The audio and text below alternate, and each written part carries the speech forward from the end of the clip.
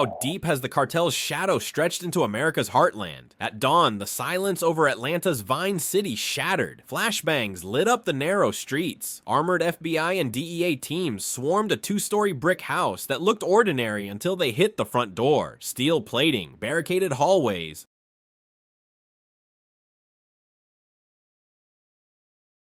surveillance cameras tracking every movement. What they found inside wasn't a home, it was a fortress.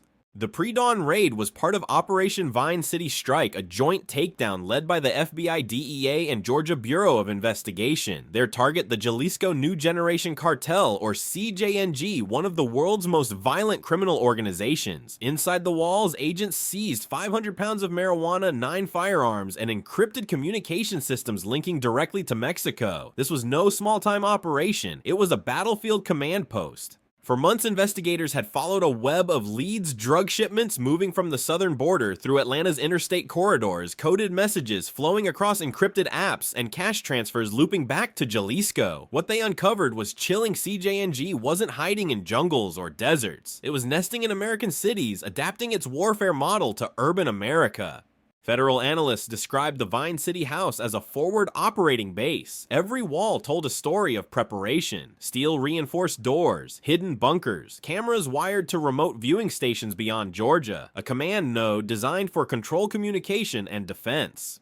The scale of this operation shocked even veteran agents. What had started as a narcotics probe ended as a counter-terrorism raid. Authorities confirmed that the Atlanta compound served as CJNG's regional headquarters for the southeastern United States, a distribution hub for marijuana, methamphetamine, cocaine, and fentanyl. President Donald Trump, briefed on the results, issued a sharp warning. These cartels are foreign terrorist organizations. We will hunt them down wherever they build their fortresses. His words echoed a growing sentiment in Washington that America's war on drugs has evolved into a war on paramilitary networks operating within its borders. In the aftermath, federal officials revealed that the Vine City raid was only the beginning. Across Metro Atlanta, agents executed synchronized operations in Sandy Springs, Woodstock, and Marietta, dismantling a network that had infiltrated the region's suburbs. Each location told the same story: ordinary homes converted into narco bunkers, protected by local lookouts and fortified with layers of steel and fear. The question haunting investigators now is no longer how they got in, but how far they've gone. As the smoke cleared from Vine City's cracked windows, one truth became clear: this was not just a drug bust, it was the first battle in a domestic war against an empire hiding in plain sight. The deeper agents went into the wreckage of Vine City, the more they realized what they had uncovered: a blueprint for a narco army operating on American soil. Beneath the false walls and hidden staircases, investigators found tactical radios, bulletproof vests, encrypted phones, and ledgers coded in Spanish military shorthand. It was not a drug house, it was a command post.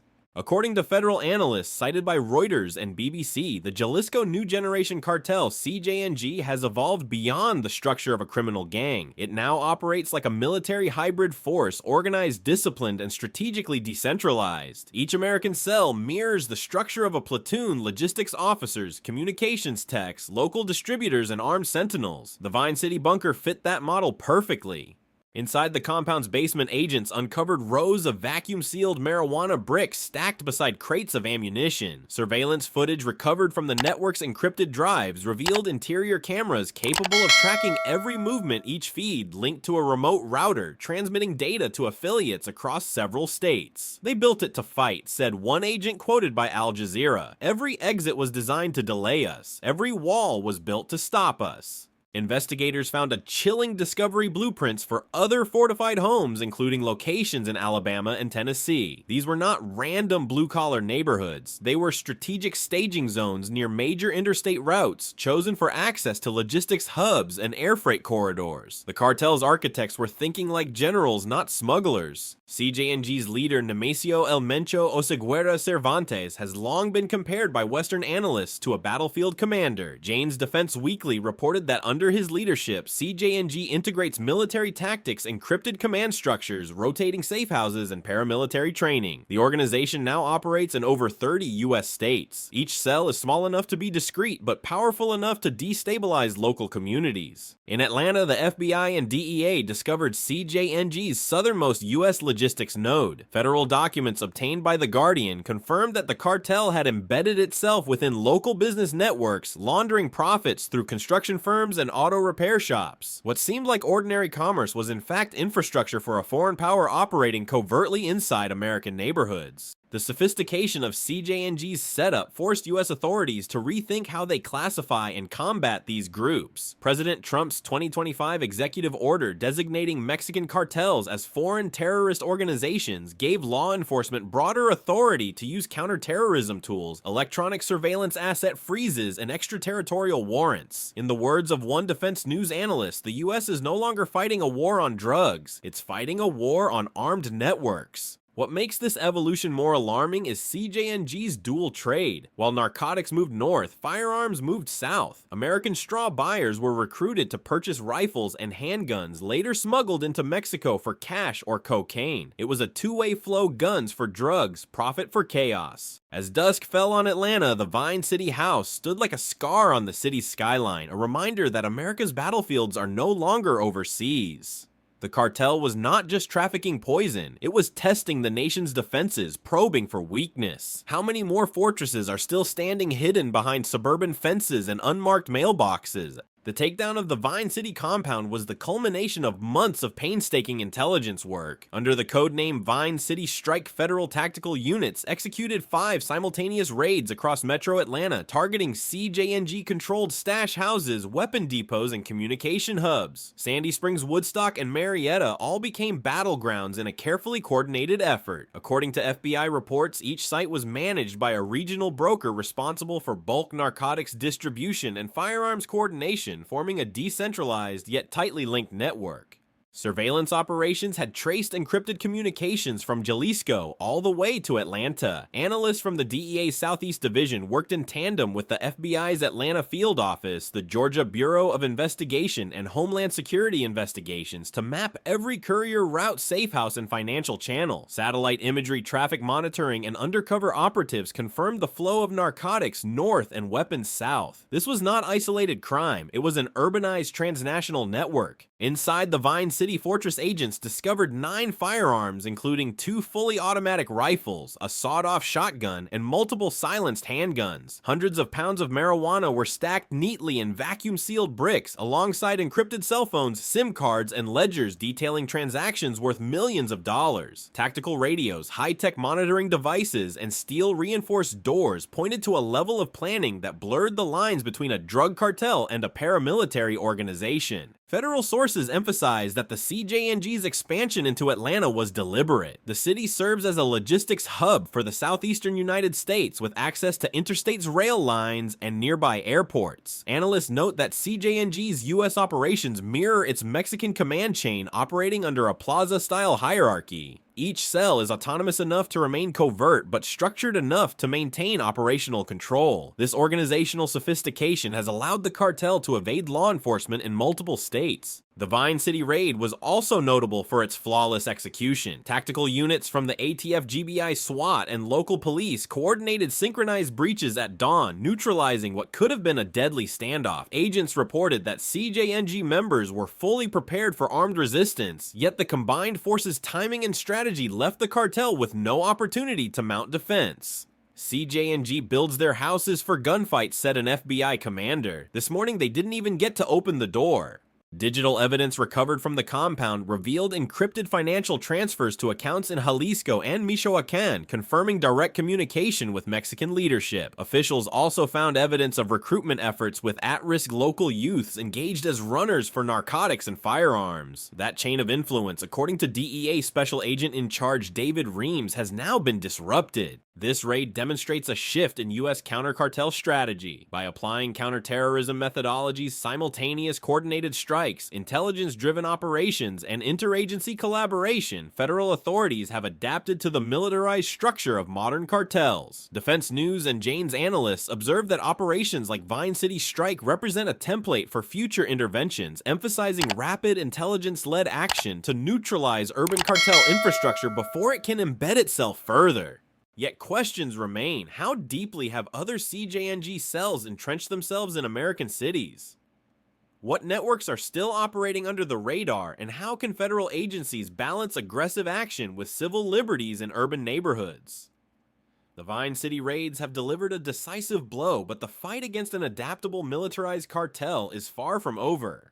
CJNG's strategy in Atlanta reflected a new urban warfare paradigm. The cartel transformed ordinary homes into fortified bases, integrating surveillance cameras, motion alarms, steel-reinforced doors, and false walls. Every stairwell, every window, and even the basement was wired to detect intrusion. It was a combat-ready environment designed not merely to store drugs, but to control territory and defend it against law enforcement. Analysts from DW and The Guardian noted that such urban fortifications signal a dangerous evolution criminal organizations operating like paramilitary units within U.S. communities. Authorities revealed that the Vine City compound had been actively testing law enforcement responses. Surveillance indicated that CJNG had observed patrol patterns, gauged police reaction times, and trained local affiliates to anticipate raids. Encrypted messages recovered from seized devices outlined contingency plans, including secondary exits and data destruction protocols. The sophistication of these defenses required federal tactical units to simulate combat scenarios before executing the operation, a level of preparation unusual for domestic narcotics interventions. Strategically, the Atlanta hub functioned as a regional command point. It coordinated drug shipments, managed local distributors, and facilitated firearm transfers back to Mexico. Treasury Department reports cite the cartel as a major source of fentanyl flowing into the United States, amplifying the public health crisis. Defense News highlighted that CJNG's operations now resemble insurgent campaigns with structured logistics surveillance networks and community-level infiltration. The Atlanta raids disrupted these operations, dismantling both the flow of narcotics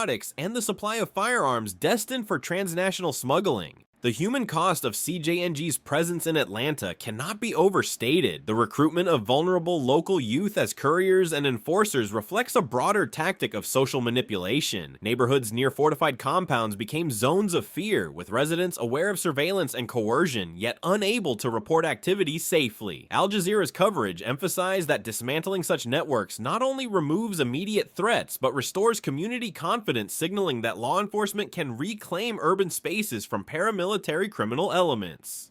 From a tactical standpoint, the operation's success stemmed from interagency coordination. The FBI, DEA, GBI, HSI, and local police units executed simultaneous entries, preventing escape and minimizing civilian exposure. Analysts noted that this model, melding federal intelligence with local law enforcement knowledge, serves as a benchmark for future domestic anti-cartel operations. The coordination also demonstrated America's strategic leverage. Domestic law enforcement backed by intelligence networks and counterterrorism tools can project operational superiority even within densely populated urban areas. CJNG's footprint in the southeastern United States, though disrupted, remains a concern. Atlanta was a vital node, but federal authorities have identified additional cells operating in nearby states. Experts from Reuters and Jane's Defense Weekly warned that the cartel's ability to adapt and relocate its infrastructure requires continuous surveillance intelligence sharing and tactical readiness. The challenge is not only dismantling these networks, but anticipating their next move, preventing them from embedding again within U.S. communities. The fall of Vine City underscores the evolving nature of cartel threats on American soil. The city was more than a battleground. It was a test of CJNG's paramilitary ambitions within urban America. How will federal agencies maintain this momentum while safeguarding civil liberties and community stability? And will this serve as a turning point in America's fight against transnational criminal organizations operating like armies in plain sight? The designation of CJNG as a foreign terrorist organization in February 2025 marked a turning point in America's counter-cartel strategy. Under President Donald Trump's directive, federal agencies gained expanded authority to target the cartel's domestic infrastructure with counter-terrorism measures, asset freezes, electronic surveillance, and coordinated raids. Vine City Strike represented the first major test of this new policy, demonstrating the government's ability to treat a criminal network as a hybrid terrorist organization embedded within U.S. communities. Federal investigators emphasized that the Atlanta raids were not isolated events. The city had become a logistical hub for southern U.S. operations, distributing marijuana, methamphetamine, cocaine, and fentanyl, while simultaneously funneling firearms south into Mexico. CJNG's methodology relied on American intermediaries, straw buyers, local distributors, and small businesses unwittingly integrated into the cartel's operations. Treasury officials report that dozens of front companies and financial conduits linked directly to Jalisco and Michoacán were identified in the investigation, highlighting the organization's sophisticated financial network. The human impact extended beyond law enforcement. Residents in Vine City and surrounding neighborhoods had lived under the covert presence of armed operators. Local youth were recruited as runners and enforcers, creating a generational ripple effect of vulnerability and exposure to criminal violence. Authorities stressed that dismantling the compound disrupted recruitment pipelines and restored safety to communities that had silently endured intimidation. Al Jazeera reported that community leaders described a newfound sense of relief, noting that visible law enforcement action signaled a reclaiming of public space. Strategically, CJNG's model illustrates the broader challenge of transnational criminal operations. Analysts from Defense News and Jane's highlight that the cartel combines military discipline, territorial control, and urban fortification, a hybrid approach designed to resist conventional law enforcement. By operating in plain sight, embedding themselves within suburban neighborhoods, and using encrypted communication, CJNG effectively transforms ordinary cities into operational theaters. The Vine City raid demonstrated that decisive intelligence-led operations can counter these hybrid threats, but sustained effort is necessary. The operation also reinforced lessons in interagency collaboration. Federal, state, and local forces coordinated down to the second, ensuring simultaneous entry points, neutralizing armed resistance, and securing evidence without civilian casualties. Tactical teams from the ATF, GBI, SWAT, and local police were embedded in planning and execution, exemplifying a model of precision law enforcement that balances aggressive action with public safety. Analysts stress that such coordination is crucial as cartels adopt more militarized tactics within U.S. cities. CJNG's Atlanta stronghold was dismantled, but federal officials acknowledge the broader fight is far from over. Intelligence suggests additional cells exist throughout the southeastern United States. The operation sends a clear message: the United States will not tolerate transnational criminal organizations building paramilitary networks on domestic soil. Treasury, DEA, and FBI leadership emphasize that Vine City strike is a template for future takedowns aiming to dismantle cartel networks before they achieve territorial control. As the dust settled, investigators reflected on the scope of what they had achieved and what remained. The battle in Atlanta may have been won, but the war against CJNG continues. How will law enforcement adapt as cartels innovate and embed further into American cities? And as the lines between criminal enterprise and paramilitary operation blur, what measures are necessary to protect both national security and civil liberties? By the time the final barricaded doors fell in Vine City, the symbolism was unmistakable. A fortified cartel stronghold had been dismantled in the heart of Atlanta, and with it a clear warning had been delivered to transnational criminal networks. Federal authorities called it a decisive blow, yet they acknowledged the fight was far from over. CJNG's ambition to expand into major U.S. cities mirrors strategies employed by insurgent organizations worldwide, blending local recruitment, encrypted communications, and paramilitary discipline into a hybrid criminal terrorist model.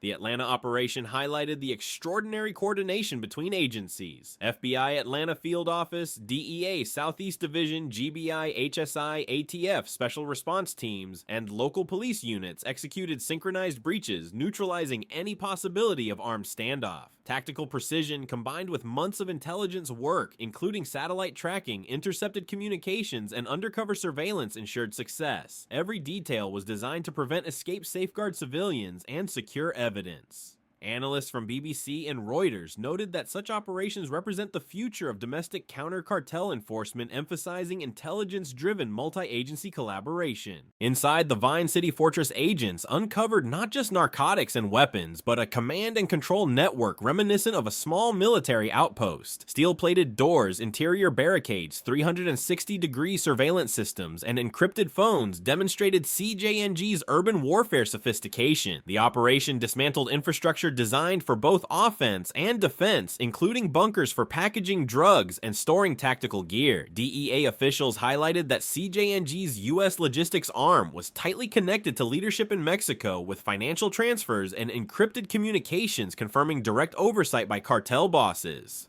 The human dimension of the raid cannot be understated. CJNG had recruited local youth into its operations, exploiting vulnerable communities to support distribution networks and firearm trafficking. With the Vine City cell dismantled, these recruitment chains were severed, restoring a measure of safety to neighborhoods previously subjected to covert surveillance and intimidation.